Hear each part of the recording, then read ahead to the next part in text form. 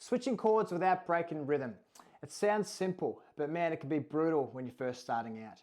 I still remember the frustration. You're strumming along, playing a chord, everything's all good, and suddenly you're like, oh crap, where do I go next? How do I move my fingers? What the hell do I do? Well, in this video, I'm going to show you how to get those smoother chord changes without needing theory and without overthinking too much. I want to walk you through a few feel-based tips that personally helped me heaps when I was first starting out. So why is it so challenging for beginners to make those smooth chord changes? And why does it feel so clunky and awkward at first? Well, look, firstly, it goes without saying, guys, that we're obviously learning a new skill here. Right? We have to acknowledge that for any new skill, it obviously takes time and practice to master. So unfortunately, we can't get out of that one. But here are also a few of the common mistakes that we're going to go through in today's video. Number one, you stop strumming to find the chord shape. This is a very common mistake, particularly with beginners. But in my opinion, it's the one that probably hurts you the most when you're trying to progress with those smooth chord changes. Secondly, you're trying to move all your fingers at once. I get it, it's natural wanting to move all your fingers and place them in the correct positions at the one time. But what tends to happen is that you start overthinking about it, you start overanalyzing about it, and then your fingers start getting in the bloody way of each other. You know, like kids on a jumping castle. There's better ways around this. You're waiting for your fretting hand to be perfect before you strum again. The truth is, guys, you have to embrace imperfection. And this might surprise you, but you really want to pay attention to the strumming hand rather than the fretting hand. And most of all, you're thinking way too much. We really want to stop thinking and start feeling. It's very important. Now, before we do jump into these tips, guys, let's be real. Obviously, not thinking is really hard at the start, right? Your brain naturally wants to try to help you. It's telling you where to go, where to place the fingers, etc. But here's the deal. The more you do, the less you have to think. So what do I mean by that? Well, in other words, the more reps you put in, the more your fingers just start moving naturally on their own. It's like driving, right? At first, it's step by step, but eventually your hands just take over, right? And that's when the fun begins, and that's when the feel kicks in. So yeah, don't beat yourself up if you're thinking way too much at the start, right? That's totally normal. Just keep in mind that the less you think, the more natural it will start to feel over time. And that's what we're aiming for. Tip number one, focus on the root note first. So instead of trying to land the full chord perfectly in one go, which is hard for anyone, to be honest, I recommend just trying to hit that root note, right? Just try to place that root note down first. That's such a great starting point. And generally speaking, that's usually your bass note or the lowest string on the chord, right? So if I'm strumming a C, the root note of that would be the C. If I'm strumming an F, then the root note would be the F there. Same as I'm strumming a G, the root note would be the G. And that's probably as much theory as we'll ever get into on this channel, guys, just to let you know. So I'm going to give you an example on how I would generally practice this, right? So you just play, I'm just going to play two chords here, just alternate between a C to an F. And I'm going to go at a real slow tempo, and the only thing I'm going to be focusing on is hitting that root note, right?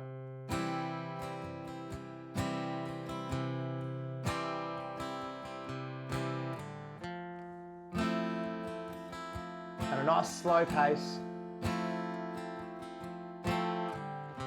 The main thing here, guys, is just hitting that root note, right?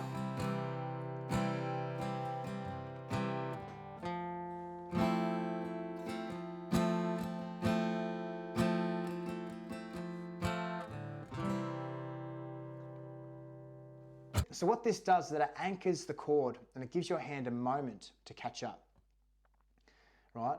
It's like laying down the foundation before you build the house. You're cementing that root note down, and then the rest of the fingers will just follow. And it's a beautiful exercise to do because it just makes you focus on one thing. You're not trying to just plant all your fingers down at the one time. Rather you're just trying to focus on just hitting that root note. And the most important thing about this, guys, you just really want to focus on being on time. That's super important. It really is. Just get a metronome at a nice, slow, steady pace. And each time you change chords, only thing focusing was hitting that root note, all right?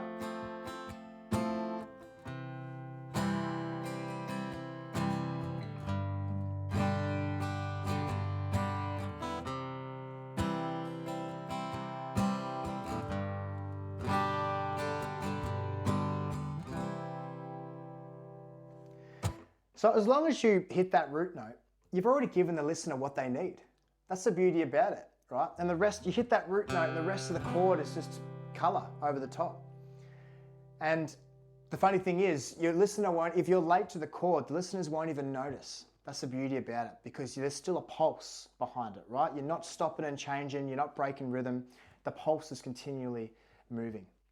So give this exercise a crack. This one, like I said, it really helped me to shift chords quite easily over time. And it just shifted my focus onto one thing. Didn't kind of muddle my brain up with too many things. So give that one a crack and we'll get on to the next tip. So tip number 2, keep your strumming hand moving. If you're going to take anything out of this video, guys, it's definitely this tip. This is a huge one, right? What most people tend to do, particularly beginners, when they're strumming on a chord and they've got to go to the next chord, they stop, they freeze. The strumming hand stops because they're waiting for their hand to be perfect before they start again. And that's a no-no. There's better ways around this. Even when your fretting hand is not ready, which I know it might sound a little bit counterintuitive, because you think, well, hang on, it's not going to sound good if my fretting hand isn't ready, which I get. But the secret is actually to keep the strumming hand moving. It really is. So what I'm going to do, I'll demonstrate now how it sounds when you do stop, and you do have those kind of stop-starting motions. This is what it sounds like. I'm just going to go from maybe a D to a G, and this is how it sounds.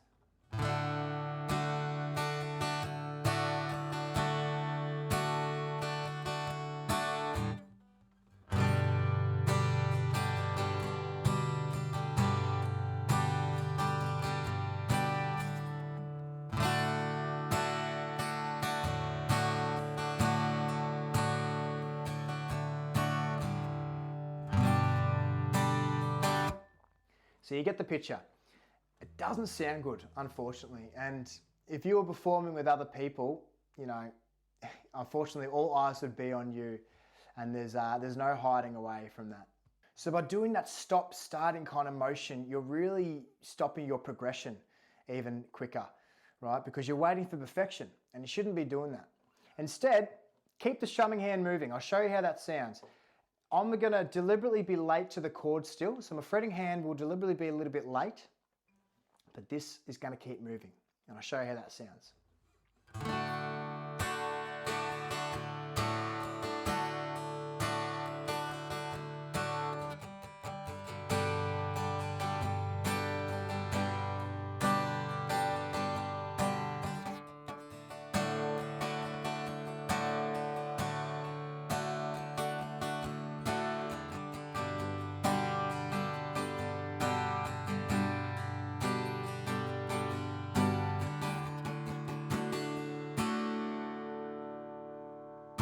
Now I was really over-exaggerating that just to kind of show the point there, that it doesn't matter that I was late to it, right? It still sounded half okay, right? Because there's a pulse still behind it, right? The music is still going, the beat is still going, everything's still flowing. No one knows that I'm late to the chord. No one knows that I've stuffed up besides myself. But that's the whole point, right? This is why it's so important to keep the strumming hand going, because the pulse is still moving, right? The beat is still going. Really, really important. So it's really important, guys, to let the strumming hand lead. Always let it lead, and let the fretting hand follow. It will naturally follow. You'll be surprised that it does, okay? It's very important that the feel comes from the strumming hand. It doesn't come from the fretting hand. The only reason anyone's ever nodding to your guitar playing or kind of tapping their foot along is because what you're doing with your strumming hand. So just keep in mind that the rhythm is more important than the chord itself. If you're still a little bit late to the chord, or you're still trying to figure it out, it doesn't matter. Even if you're doing a few muted palms with it, it doesn't matter, right? Because the pulse is still going, the rhythm is still going. So keep practicing that, guys, and we'll get on to our third tip. So here's a little tip that helped me heaps. don't be afraid of open strings. So when you're moving from one chord to another, there's often this little moment where your fingers have to be in midair, right? But instead of freezing or stopping your strum or waiting for your hand to be in the perfect shape, let some open strings just ring out. Let them ring out. And what it does is that it keeps your rhythm going, and it actually sounds pretty good. It really does if you do it in between chords. And it kind of adds this natural kind of raw texture to your playing. And the beauty about it is listeners won't even know that you've messed up in between, and it also keeps the groove and pulse going. So I'll demonstrate how that sounds real quickly. Just going to play that same chord progression, D to a G, and I'm just going to let some open strings just ring out in between, right? And I will deliberately be late to the chord again, just to really show you how that sounds. Rightio, here we go.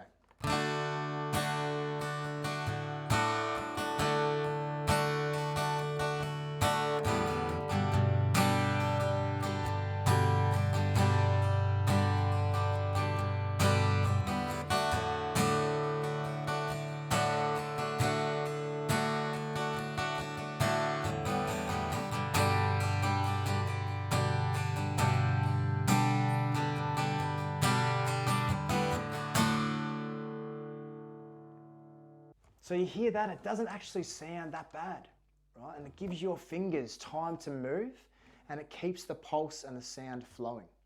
And I was obviously, really exaggerating there just to really show you how it sounds like. But honestly, you can do this between most major and minor chords. I'd recommend experimenting with it.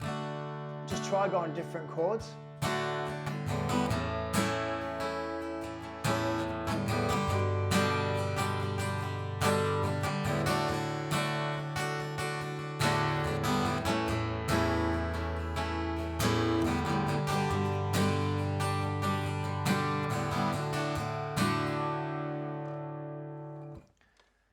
So stop chasing perfection and let the open strings be part of the music. So tip number 4, build muscle memory by letting go. Now here's something that might feel a little bit weird at first, but build muscle memory by letting go. So what do I mean by that? Well, a lot of players, hold their chord shape like their life depends on it, right? But the real growth actually comes when you release it, okay? Then you land it again, and you release it, you land it again. You do this over and over again. And this is how your fingers actually start remembering the shape without thinking. So I've got a great exercise to really start building that muscle memory. What we're going to do is just take a chord shape. So I'm just going to play a C here. All right. And what we're going to do, hold that shape for a little bit, and then just release it and put it down next to your leg. Keep it down there for a little bit, and then just go straight back up to the chord. Hold, release it, back down. Back to the chord. Release it, back down. And take note of when you're putting your hand back into the chord, where are your fingers? Are they in the correct positions? Right? Are they on the right strings? Are they on the right fret? You get instant feedback on how your muscle memory is actually developing. And this is actually how you build it, right? Because what you're doing when you're playing the guitar, you're always releasing and you go into new chord positions. It's not about holding it, it's actually about letting go. And this is why this exercise is fantastic. And once you've done that 10 or 20 times, you'll actually be surprised where your hand will naturally just try to go. By holding that shape, releasing, putting it down. You can even shake your hand out a bit too to really reset the hand, and then back up. And you don't need to go like real quick, because obviously you want to have some control about it, but if it's just down there, you're resetting your hand, you go straight back up, and then you kind of get the feedback. What do I need to work on? Have I got the chord right? And then you move on from there. And then once you get comfortable with the C, you can obviously go to another chord. Maybe need to work on your D chord. So you hold that for a few seconds, you release, and go back up. Release, back down to your leg, and back up. And you do this. Like I said, do this 10 or 20 times, and you'll be surprised how far you progress. And once you get confident with that, you can really test yourself. If you're feeling confident and up to it, you can actually close your eyes and see if you can still do the same thing, right? So you hold your shape, hold it there, close your eyes, let go, put it down and go straight back up, and then see if you landed there, okay? Now this is quite challenging, this does take a bit of time, but it's still a good exercise to kind of see where you're at and to train that muscle memory of yours. So give that one a shot, guys. Like, just remember that muscle memory only builds when you let your hands figure it out, okay? If you're always staring at it and second guessing it, that feel can't develop. So tip number 5, one chord change at a time. All right, guys, we want to keep this simple. We don't want to overload ourselves with too many chord changes, you know, swapping between 3 or 4 chords. I really recommend just picking one chord change and just keep working on it until it gets boringly smooth. So we can start with a really easy chord progression, just moving from a G to maybe a C add 9, right?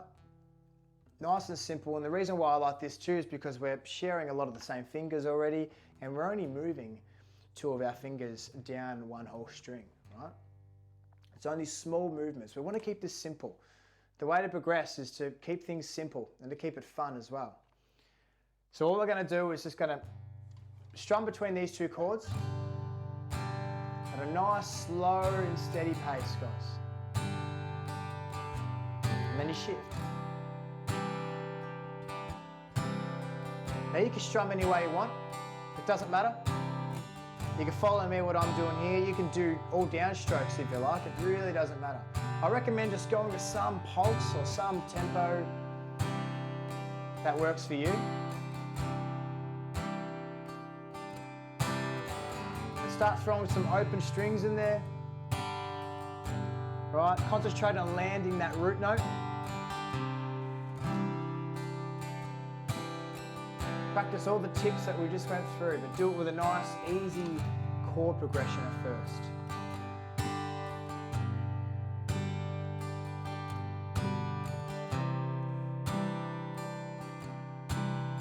And once you start getting comfortable with that, you can obviously start throwing in another chord if you like.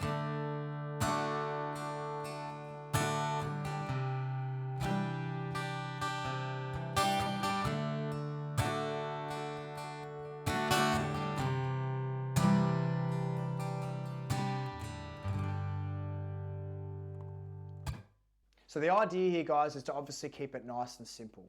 You want to keep it nice and easy for yourself to do those smooth, quick chord changes. Because if you start overloading yourself with too much, it will start getting frustrating, and that's when you're probably more, you got more higher chance to quit and not move on. So I recommend just going from your G to C add 9 and see how that works for you, okay, guys? And let's get into our final tip. And this is a bonus tip, guys, but don't wait for perfection. I know we've touched on this a fair bit throughout the video, but I really want to drill this home. All right, don't wait for perfection. A lot of people, when they're first starting out, they're frustrated because their strumming's not right, or they hesitate on their chord changes, or they stop playing altogether because it doesn't sound perfect yet. But here's the truth. Perfection comes from movement, right? Not overthinking. You get smooth guitar playing by playing through the imperfections and rather than avoiding them. So it's way better to play something that sounds messy in time than to freeze, chasing the right sound. So keep practicing, keep showing up, and embrace the imperfection. It's really important, right? So give yourself permission to sound a little rough. That's not failure to me, that's progress. I'm sure that even your pro players or all the guitar players that you guys look up to, I'm sure that they would have had their messy moments too. Right? The difference is they kept going and they didn't stop. So just remember, guys, to be patient, and these things do take time. You just got to keep showing up every day. And I recommend just 5 to 10 minutes a day will dramatically increase your chord changing and guitar playing overall.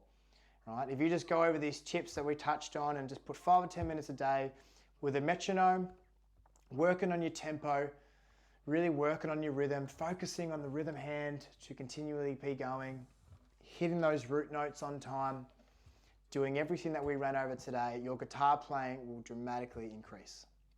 And as frustrating it can be at the start, you just got to remember you have to start trusting your hands to do the job, all right? And let your feel lead the way. That's the whole point of this channel, guys. No theory, just feel. So I'll leave it there for today's video, guys. Thank you so much for being here. I really do appreciate it. I hope these tips I've showed you do help you in some way. I'd love to hear from you on how you're progressing. And if you did get any value, please hit that subscribe button. That'll be awesome. And yeah, let me know in the comments below what you'd like to hear next. I'd love to hear from you guys. And until then, I'll catch you in the next video. Cheers.